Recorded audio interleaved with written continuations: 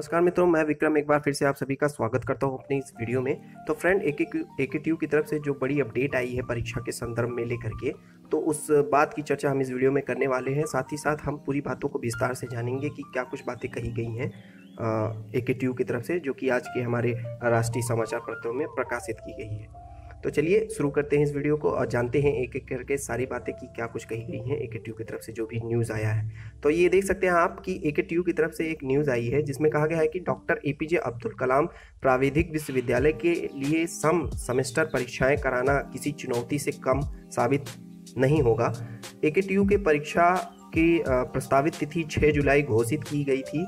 वहीं दूसरी ओर प्रवेश के बड़े इंजीनियरिंग कॉलेजों को सरकार ने कोविड अस्पताल व क्वारंटाइन सेंटर बना रखा है। कुछ कॉलेजों में तो अब भी मरीज भर्ती हैं। ऐसे में परीक्षा कैसे होगी, यह बड़ा सवाल है। हालांकि परीक्षा को लेकर के अधिकारियों ने मंथन शुरू कर दिया है। तो हाँ फ्रेंड, ये बहुत ही बड़ी बात कही गई है इस समाचार पत्रों में कि भाई चूँकि जो भी हमारे इंस्टीट्यूट है, जो भी हमारे कॉलेज हैं, वो इस समय क्वारंटाइन सेंटर बने हुए हैं सरकार के द्वारा। तो जो भी उनके मरीज आते हैं वहाँ पर उनको भर्ती कराया जाता है, उनकी देखभाल कराई जाती है।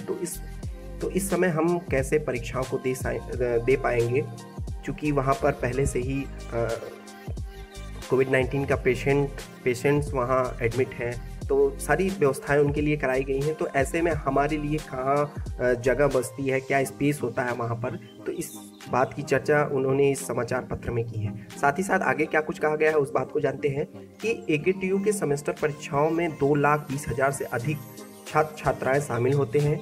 इनमें प्रदेश के बड़े इंजीनियरिंग कॉलेजों के 6-6 हज़ार छात्र परीक्षा में शामिल होते हैं। कोरोना संक्रमण के बचने के लिए एकेटीयू ने स्वकेंद्र प्रणाली अपनाने की रणनीति बनाई थी। मकसद था कि छात्रों को परीक्षा देने के लिए ज़्यादा दूर न जाना पड़े।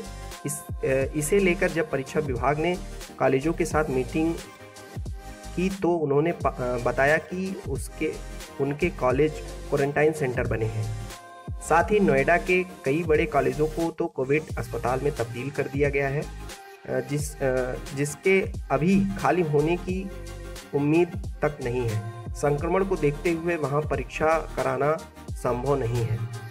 तो फ्रेंड, जो बातें इन्होंने कही है तो वो ये है कि चूँकि जो अभी मैंने जिस बात की चर्चा की कि हमारे जो पहले से कॉलेज वहाँ पर क्वारंटाइन सेंटर बने हुए हैं, और क्वारंटाइन सेंटर बनने के साथ साथ ही वो जो है वहाँ पर हम कैसे जो है जो भी छात्र हैं वो काफ़ी आक्रोश भी कर रहे थे इस बात को लेकर के।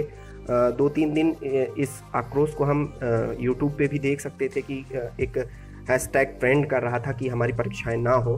तो एक छात्रों का आक्रोश भी था, और चूँकि जो फीडबैक आया कॉलेजों के द्वारा कि सब लोगों ने एक फीडबैक अपना दिया कि सर इस समय हमारा कॉलेज तो क्वारंटाइन सेंटर बना हुआ है, तो हम कैसे अपने सेंटर पे परीक्षा कराएं छात्रों का।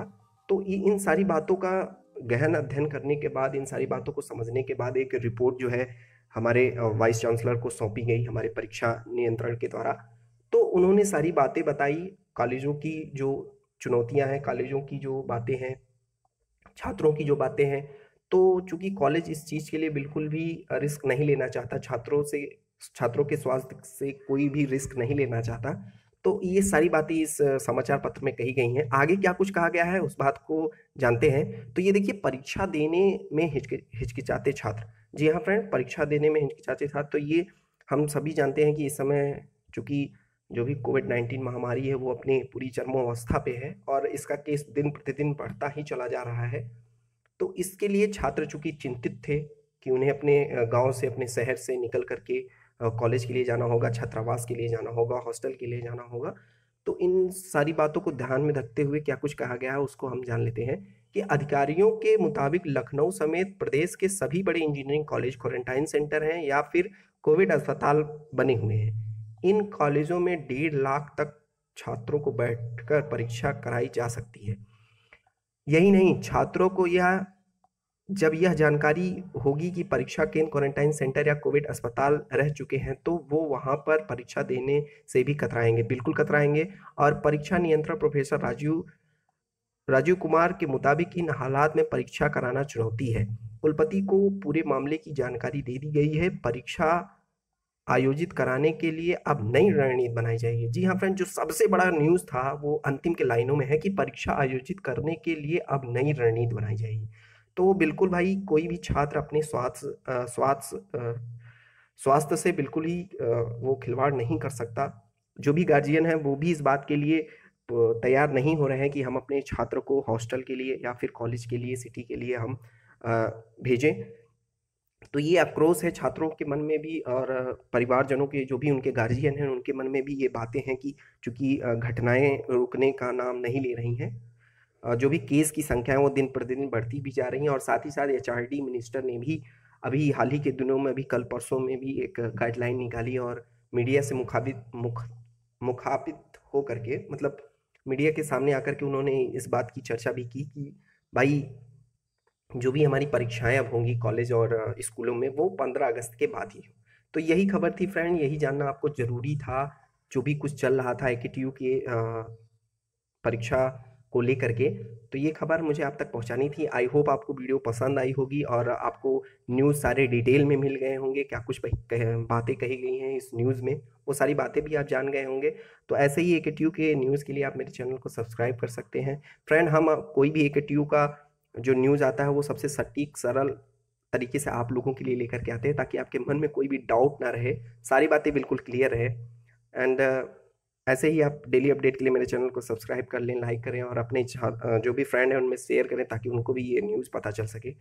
And friend, thank you for watching.